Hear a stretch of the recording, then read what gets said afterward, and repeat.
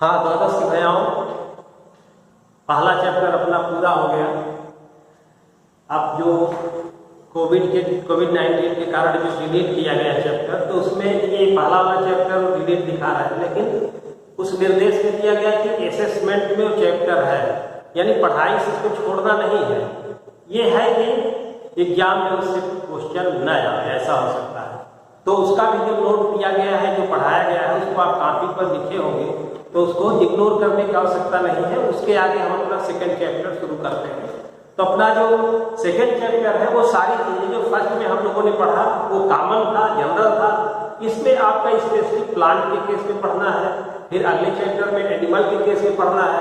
तो उसी के आधार पर वही चीजें यहाँ भी पढ़ना है, थोड़ा सा स्पेसिफिक प्लांट के लिए पढ़ना है, और सारी चीजें उसमें आ जाएंगी। तो वो जनरल अकाउंट होता है, ये स्पेसिफिक अकाउंट है इसका।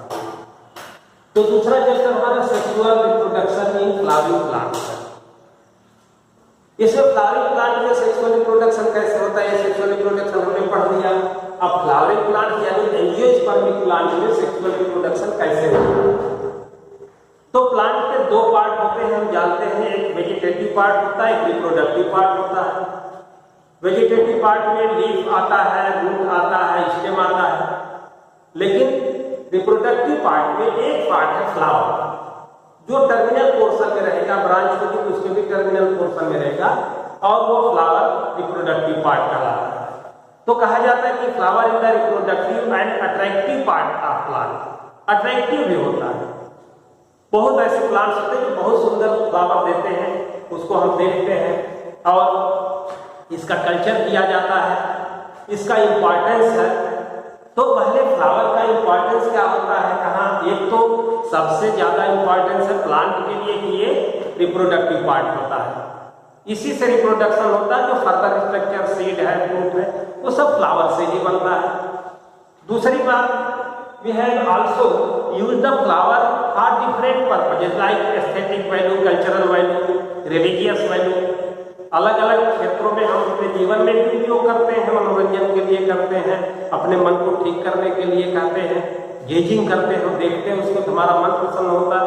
इस तरह से इम्पॉर्टेंट पार्ट है। इसका हम लव एंड अफेक्शन के लिए भी यूज करते हैं, और कहीं देखिए तो मॉर्निंग के लिए, मॉर्निंग का मतलब MOURNING, मॉर्निंग का मतलब शो के लिए यूज किया जाता है, पीस के लिए यूज किया जाता है, सफेद पुष्प के लिए यूज किया जाता है। तो इस तरह से हमारे लाइफ में भी इसका यूज होता है। ये डिफरेंट कलर के होते हैं। अमेजिंग वर्ड ऑफ फ्लावर कहते हैं इसको। बहुत ही विस्मयकारी वर्ड है इसका। अलग अलग प्रकार के फ्लावर, छोटे बड़े, अलग अलग कलर के फ्लावर। तो इस तरह से इसका हमारे जीवन में भी महत्व है, और प्लांट के जीवन में तो इसके प्रोडक्शन के लिए, जनरेशन को बढ़ाने के लिए उसका महत्व है। तो पहला हमारा होता है कि इंपॉर्टेंस आप बताएंगे स्ट्रक्चर क्या है। इंपॉर्टेंस हो गया। अब स्ट्रक्चर फ्लावर क्या है, तो फ्लावर में हम अपने अर्लियर क्लासेस में पढ़े हैं, 11th में भी कुछ मॉर्फोलॉजी में आया था, 10th में भी हमने पढ़ा है। तो फ्लावर तो रिप्रोडक्टिव पार्ट होता है, और इसके 4 पार्ट होते हैं। पहला होता है कैलिक्स, दूसरा करोला, एंड्रोसियम, और चौथा होता है गाइनोसियम। अब ये कलेक्टिव नेम है, समूहवाचक नाम है। कैलिक्स को जब सिंगल लेते हैं तो उसको बोलते हैं सेपल। उसी तरह करोला को एक पीस आप लेंगे, एक लेंगे तो उसको कहेंगे पेटल, और उसी को जब सबको जोड़ के कहेंगे तो उसको करोला कहेंगे। उसी तरह से ये स्टैमेन कहलाता है, ये रिप्रोडक्टिव पार्ट है, वो एंड्रोसियम कहलाता है। ये वाला पोर्शन, इसमें ओवरी, स्टाइल और स्टिग्मा दिखाया गया है, वो गाइनोसियम कहलाता है। ये 4 पार्ट हम पढ़ चुके हैं। और फंक्शन इनका क्या है, ये ग्रीन पार्ट होता है सबसे बाहर वाला। ये क्या करता है, जब बड स्टेज में होता है फ्लावर तो उसका प्रोटेक्शन करता है। इसी तरह से करोला डिफरेंट कलर के होते हैं। जो इंसेक्ट पॉलिनेटेड प्लांट्स है, वो इंसेक्ट को अट्रैक्ट करने का काम करते हैं। और अब जो अंदर वाले 2 पार्ट हैं, ये स्टिग्मा, स्टाइल और ओवरी, ये सबको मिलाकर के तो गाइनोसियम कहते हैं। सिंगल कहेंगे तो इसको पिस्टिल कहेंगे। और उसी तरह से एंड्रोसियम का एक सिंगल पीस जो होता है स्टेमेन होता है। They are found in cluster, group में पाए जाएंगे, सिंगल भी पाया जा सकता है, या तो पेटल से जुड़े होंगे और या तो यहाँ आपस में थैलामस से जुड़े होंगे, यहाँ से निकलेंगे या तो पेटल से जुड़े होते हैं। तो इस तरह से ये पार्ट्स ऑफ फ्लावर होते हैं। इसमें हमको ये जो प्रोटेक्टिव पार्ट है, ये अट्रैक्टिव पार्ट है, लेकिन ये दो पार्ट जो होते हैं पिस्टिल और स्टैमेन, ये दोनों कहलाते हैं reproductive part. Reproductive part flower के यही दो होते हैं और इन्हीं को हम स्पेशली पढ़ना है। कैलिक्स करोला का लोकेशन और फंक्शन आपको जनरली बता दिया है। अब इसका स्ट्रक्चर और इसका फंक्शन क्या काम करते हैं, इसको हम लोग आगे पढ़ते हैं। दोनों पार्ट हो गए। अब एक सिंगल स्टेज है, उसको जो हमने पहले चैप्टर बताया था, pre fertilisation events, post fertilisation event and fertilisation, 3 stage बताइए। तो पहला है pre fertilisation structure and events. तो प्री फर्टिलाइजेशन में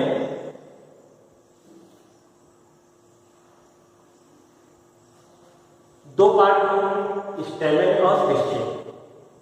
तो पहले हम लोग स्टेमेन पढ़ते हैं। Stamen is the main part of flower या कहें main reproductive part of flower, consist of 2 parts. ये जो साइड लाइन स्ट्रक्चर है इसको हम एंथर कहते हैं और इसको कहते हैं फिलामेंट।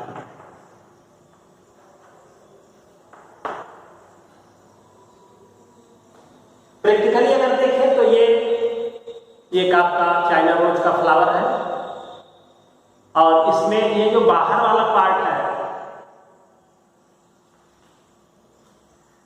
इसको कहते हैं सेपल।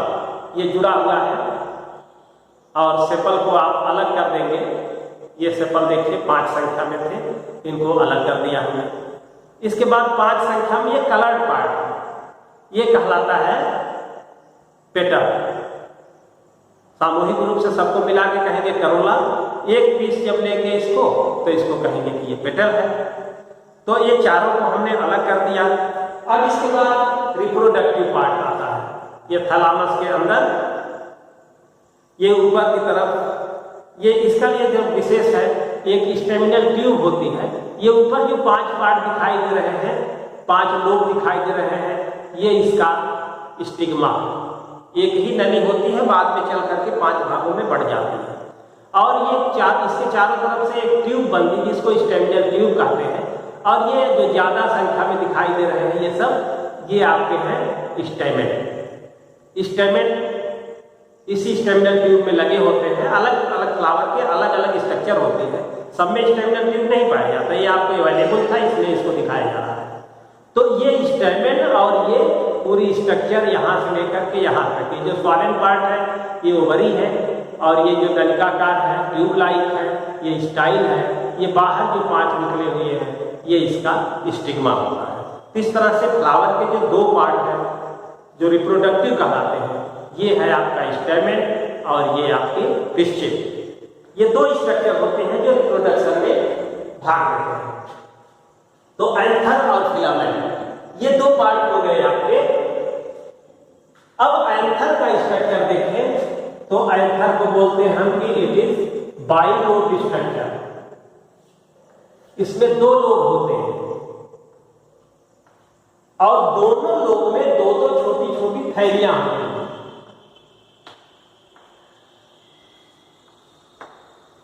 इसको बोलते हैं थीका। तो जब एक लोब में 2 थीका पाई जाती है तो इस कंडीशन को कहते हैं डाइथीकस स्टेमेन। और ये चारों जो थीका है इसको हम टेक्निकली माइक्रोस्पोरेंजियम कहते हैं, जिसमें पालन ग्रेन बनते हैं। तो 4 चैम्बर हो गए इसके या 4 थीका पाई जाती है, बाइलोब होता है और इसको टेक्निकली हम माइक्रोस्पोरेंजियम कहते हैं। और इसकी जो स्ट्रक्चर होती है वॉल लेयर जो थीका की होती है वो 4 लेयर में बनी होती है। 4 लेयर इसमें पाए जाते हैं।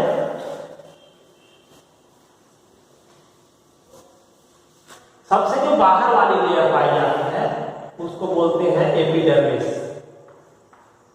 एपिडर्मिस के बाद दूसरा लेयर जो पाया जाता है सब मॉडिफाइड पैरेन्काइमेटस सेल्स होती हैं, इसको हम बोलते हैं एंडोथीसियम। और उसके बाद एक लेयर पाया जाता है इसको मिडिल लेयर। फिर इसके बाद पॉलीगोनल सेल्स पाए जाते हैं, इनको हम बोलते हैं टेपिटम। बाहर वाली को एपिडर्मिस, उसके अंदर एंडोथीसियम,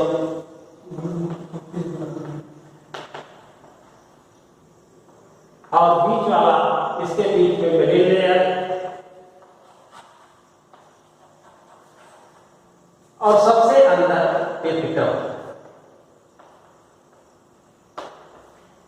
जो टेपिटम का लेयर होता है ये स्पेशल सेल्स होती है, इसमें न्यूक्लियस बाइन्यूक्लिएट होता है, 2 सेल फ्यूज करके बनाती है और इनका जो साइटोप्लाज्म होता है वो डेंस साइटोप्लाज्म होता है।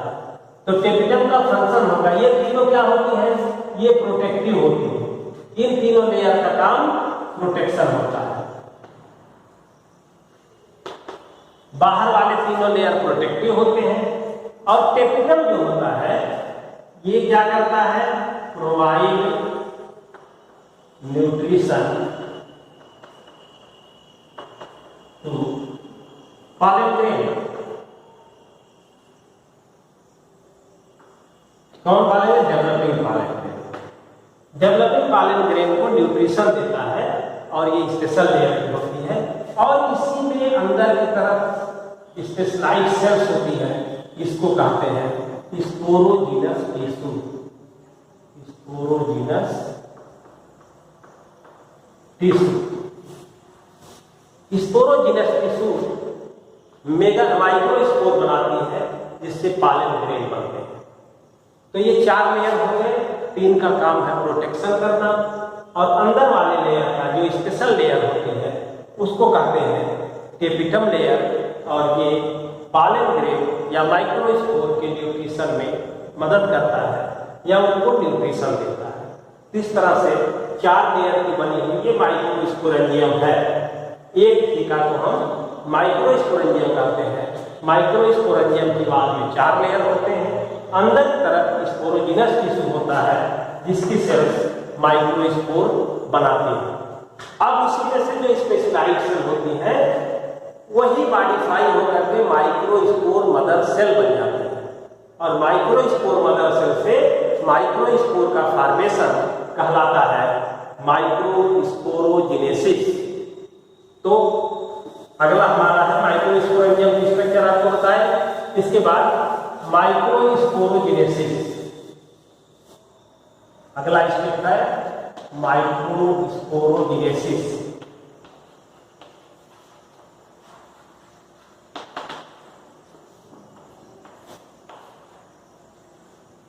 इसी स्पोरोजीनस टिश्यू की सेल जो होती हैं वो मैच्योर होती हैं और मॉडिफाइड हो जाती हैं, उनका डेंस साइटोप्लाज्म हो जाता है, प्रोमिनेंट न्यूक्लियस हो जाता है।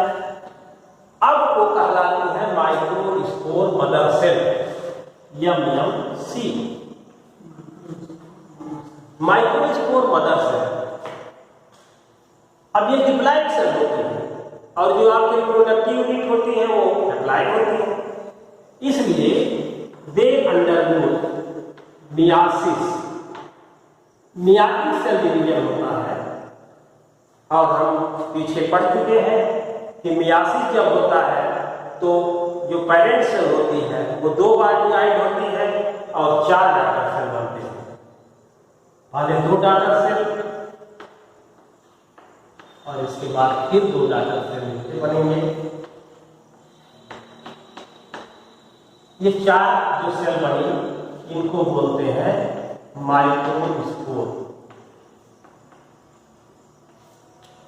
Specialised cell present in microsporangium from the sporogenous tissue undergoes maturation and acts as microspore mother cell, microspore mother cell. इसको जो मियासिस प्रजाति से उसको मियोसाइट कहते हैं, पीछे हम लोग पढ़ चुके हैं। तो यार यही मियोसाइट होती है। Undergoes meiotic cell division and after completion of division 4 microspores are produced। अब ये 4 माइक्रोस्पोर बने, लेकिन ये क्लस्टर में पाए जाएंगे या तो एक लाइन में पाए जाएंगे, लेकिन चारों एक साथ रहेंगे, तो इसको बोलते हैं माइक्रोस्पोर टेट्राड। माइक्रोस्पोर टेट्राड बन जाता है। चारों माइक्रोस्पोर एक साथ या तो लाइनियर में रहेंगे या तो क्लस्टर फॉर्म में रहेंगे। तो इस तरह से माइक्रोस्पोरोजेनेसिस या formation of microspore from the microspore mother cell inside the microsporangium is called microsporogenesis. 4 microspore cluster में पाए जाते हैं, या तो टेट्राड में, या तो लाइनियर टेट्राड में, या तो क्लस्टर में पाए जाते हैं। तो इस तरह से 2 प्रकार से इनका अरेंजमेंट होता है। Then after their formation, these microspore undergoes dehydration। ये डिहाइड्रेशन में जाते हैं and they become separated from each other, become free, independent। अब ये टेट्राड टूट गया और ये अलग अलग हो गए। Then these independent microspore after their separation are called pollen grain। आपसे पूछा जा सकता है कि माइक्रोस्पोर और पॉलन ग्रेन में क्या डिफरेंस है? तो पॉलन ग्रेन्स आर फ्री और independent structure while the microspore are present in cluster और टेट्राड। माइक्रोस्पोर टेट्राड में पाए जाते हैं। जब टेट्राड टूट जाता है, वो फ्री हो जाते हैं, तो हर एक जो सेल होगी उसको बोलेंगे पॉलन ग्रेन। ये होता है माइक्रोस्पोरोजेनेसिस। अब इसके बाद अगला जो स्ट्रक्चर है उसको हम पॉलन ग्रेन कहेंगे। पॉलन ग्रेन का स्ट्रक्चर क्या है और उसका फंक्शन क्या है।